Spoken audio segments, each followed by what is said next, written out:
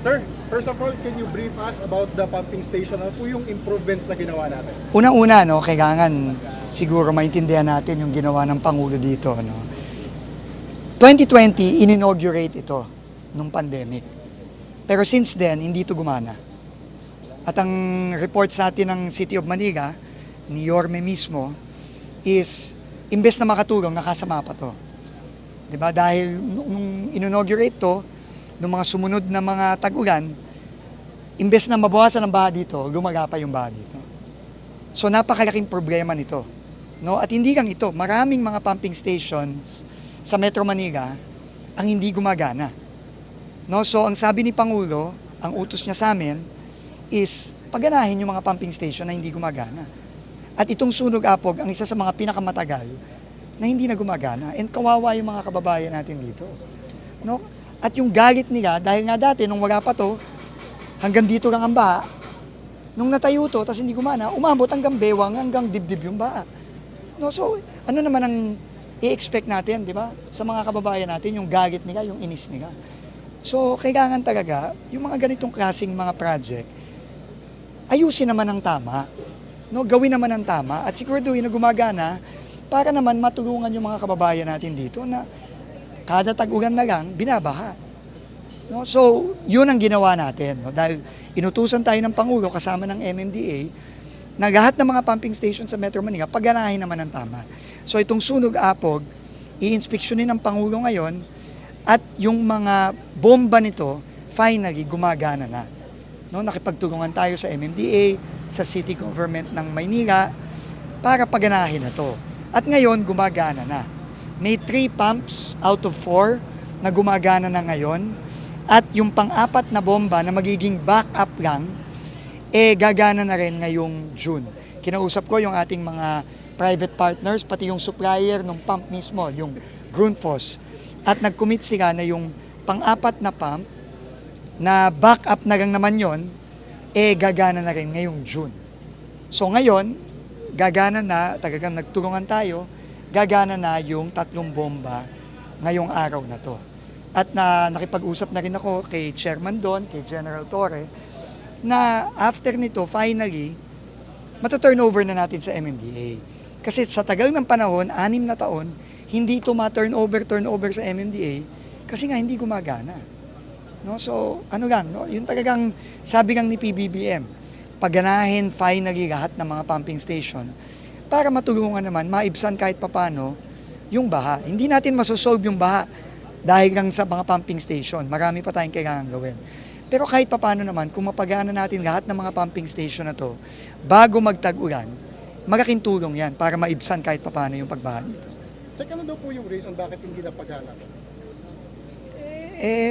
Ang daming rason. Mali yung disenyo.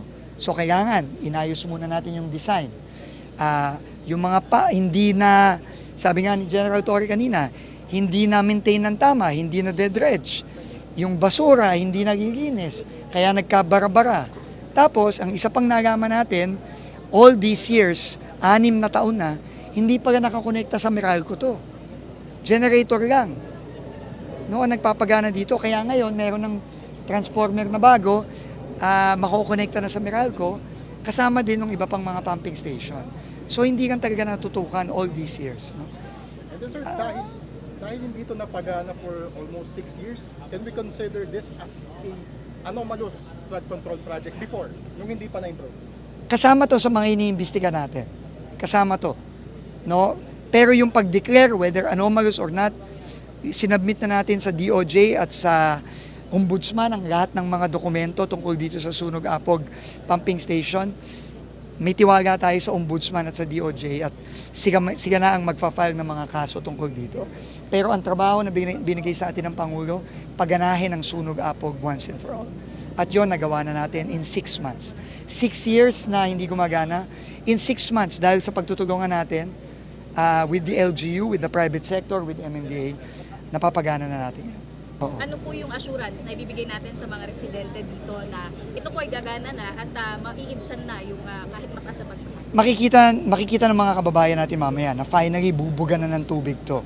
Pero hindi lang yon, nagde-dredge din tayo sa Estero de Sunog Apog para ma-ensure na yung volume ng tubig, kaya tayo kahit magbuga tayo ng magbuga, hindi agad-agad mapupuno yung estero de Sunog Apog. At ang maganda din dyan, finally, mata-turn over na natin sa MMDA para ma-maintain at ma-operate na ng tama itong estero de Sunog Apog ng MMDA. Mensahe na lang po sa mga residente. Ang sabi ni Pangulo, kailangan paganahin para sa kanila.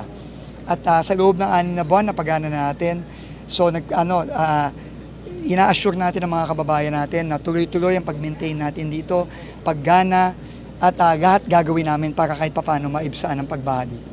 Kasama ng MMDA at ng City of Manila. Siguro kay General Torre din. Ano po yung message of assurance natin sa mga residente?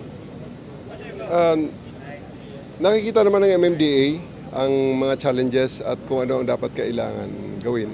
Kaya kami nagpapasalamat sa tulong ng DPWH para ma-rehabilitate ito in a very short time para ma-turn over na rin sa amin at ma-operate na ito. Ang isa lang na pakiusap din namin sa mga tao na sa paligid nito at sa mga nasa upstream, tulungan nyo naman kami na bawasan ng basura. Isa sa pinakamalaking challenge ng lugar na ito, basura. Apat lang na inlet yan eh. So pag nasarado yan, ang isa, 25% kaagad ang capacity na mawawala. Kaya basura lang ang unang pinakamalaking problema niya. Disiplina, sabi Disiplina. nga ni General. At ngayon pa lang, habang kami ay nandito, naghihintay sa Pangulo, may napicture na kami kaagad. Naglilinis sa kanyang bahay, doon sa kanyang naglilinis sa harap ng kanyang bahay, nagwawalis, sabay tapon ng laman ng kanyang dustpan sa mismong estero.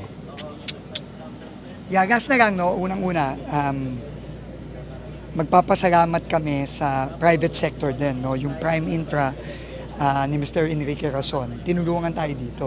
Mga eksperto niya ang nagpunta dito para talagang i-assess ano ba talaga ang solusyon para maayos to. Nagpapasalamat tayo sa Prime Infra na talagang tinulungan tayo at sila talagang nakahanap ng pangmatagalan na solusyon para talagang hindi lang maayos to, kundi maayos na ng pangmatagalan.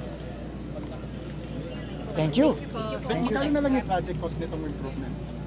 Itong parang 100 million yung natira, no? 100, sir. Oh, Sectoring ko lang. ay, thank you.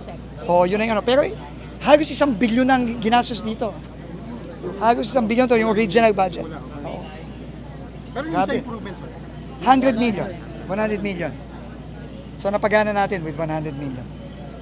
ngayon ba sir gumagana na to or sa May 31? Magana na ngayon. Na-testing na to over the weekend. Ay, Chairman.